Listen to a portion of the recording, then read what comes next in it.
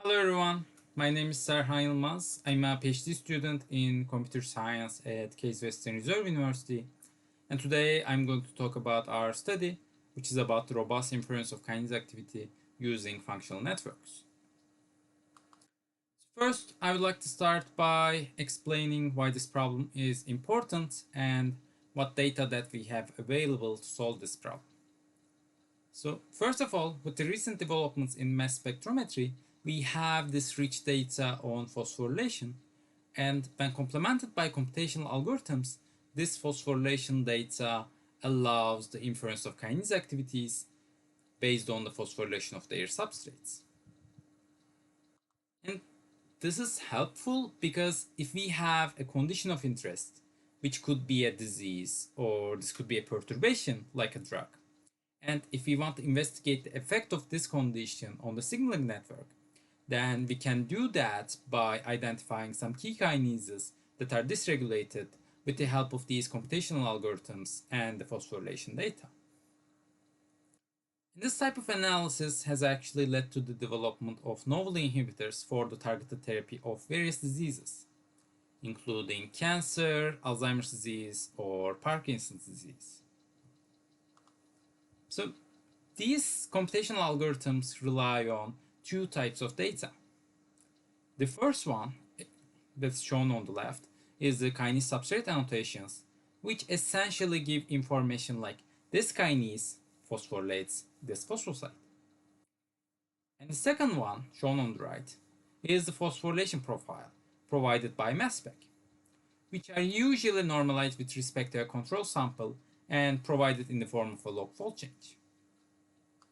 So the issue with these data is that our knowledge of the kinase substrate annotations is incomplete, and the phosphorylation profile provided by mass spec is typically quite sparse, with a lot of missing data. And this causes some issues regarding the reliability of the inference. So, in the literature, there are a bunch of different methods for inferring kinase activities based on different mathematical or statistical models. But at their core, all of these are based on the phosphorylation of their known kinase substrates. So, in our study, we start by benchmarking these methods.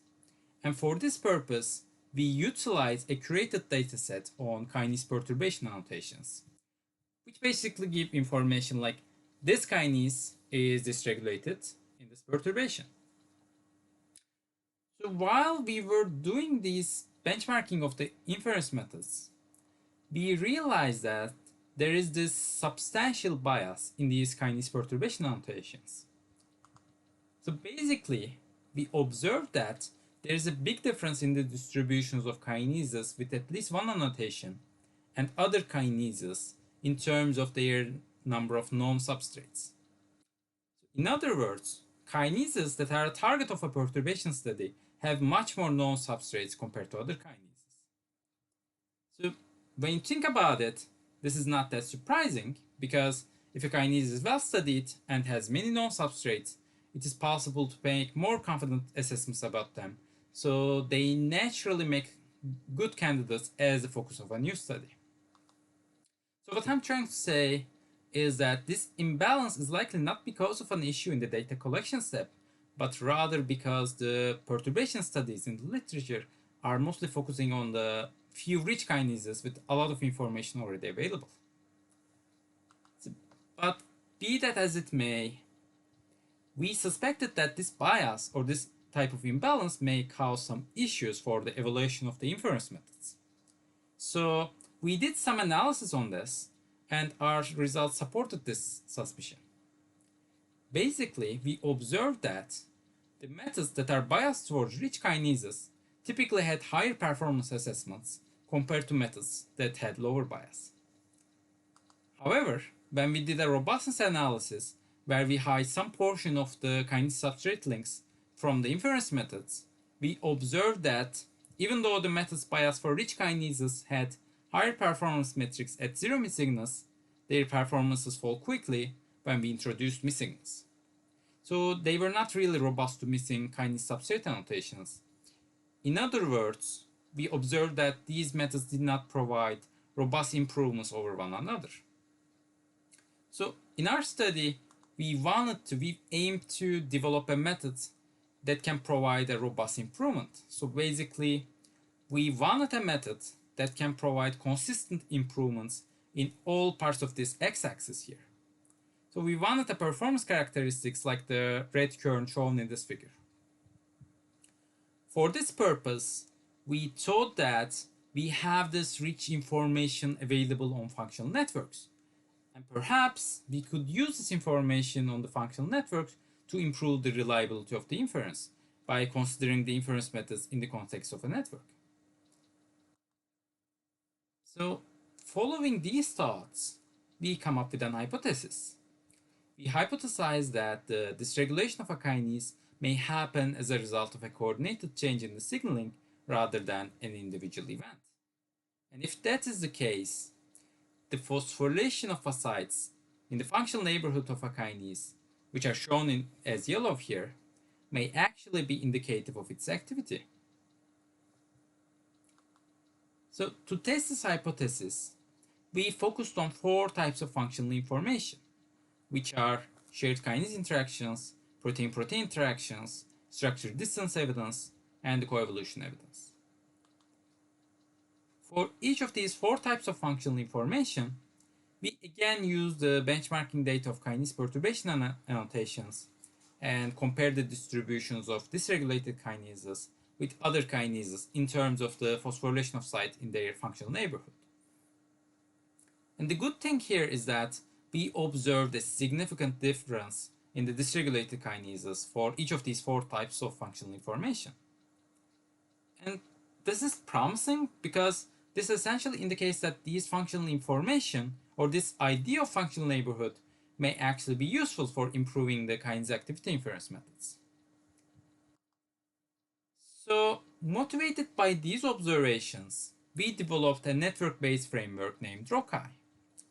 Recomb uses a network propagation algorithm which generates some refined phosphorylation profiles that are propagated over the network. And these refined phosphorylation profiles are essentially an aggregate of the phosphorylation of the site themselves, as well as the phosphorylation of the sites that are in their functional neighborhood. So the thing is that in Recomb, since we provide refined phosphorylation profiles rather than directly inferring the kinase activities, the framework of Recomb is flexible enough to be used together with basically any kinase activity inference method. So for the network propagation step in Recomb, we had a couple of intuitions that the network propagation algorithm should follow. The first one is that if we had multiple paths between 2 nodes, then the algorithm should consider that this has a stronger connectivity. I mean, this should not mean the same thing as having only a single path between them, since multiple paths means multiple evidence of connectivity. Whereas our second intuition was that we wanted to include the missing sites without the quantifications to be used as bridges connecting other nodes in the network. But there is some issue with this. Like, even though what I'm showing here is like a good relevant view of the network, a more realistic view of the network would be more like this. So there are a lot of missing sites in the network that do not connect other nodes, that are just there, that are just irrelevant in a sense. And these cause some issues for the network propagation algorithms, especially the ones that rely on a type of degree normalization, like random walks with restarts or the PageRank algorithm. So basically the problem is that they cannot distinguish between the missing sites that are used as bridges and the other missing sites that are irrelevant.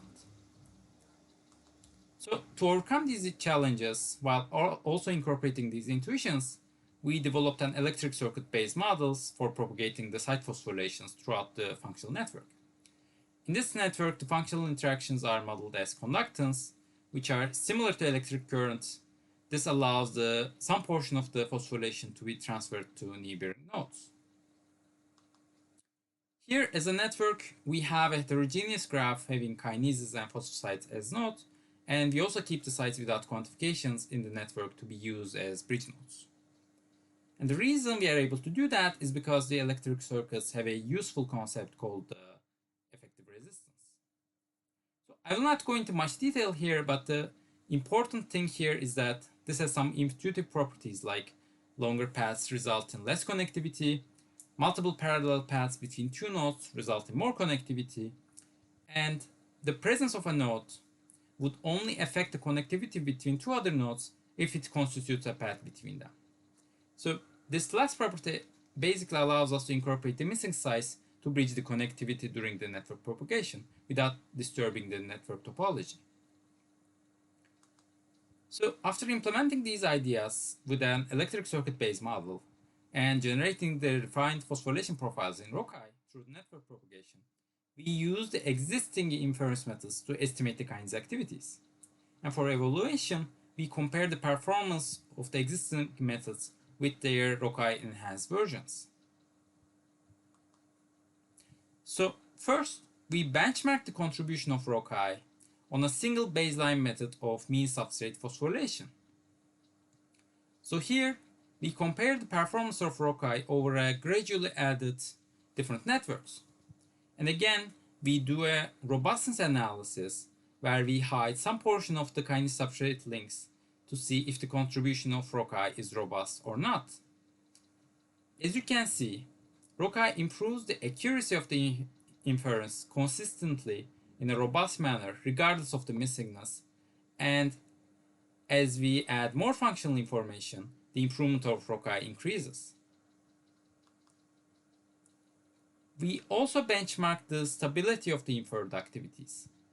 So essentially, we benchmark how similar the inferred activities are when we introduce some missingness to the kinase substrate links used by the inference methods. So again, we use the baseline method of mean substrate phosphorylation and compare different networks. As you can see, stability of Rockeye is consistently higher compared to the baseline for all networks, although we do not observe a gradual increase in stability as we add more functional information. Finally, we also do an analysis on a broad range of methods. Here, each panel is a different method, and the x-axis shows the missingness of the kinase substrate annotations. The blue bars show the performance of the original predictions, and the orange bars show the performance of the predictions made by Rockeye enhanced inference methods. As you can see, Rockeye improves the kinase activity inference methods in a consistent manner for all methods and for all missingness values tested.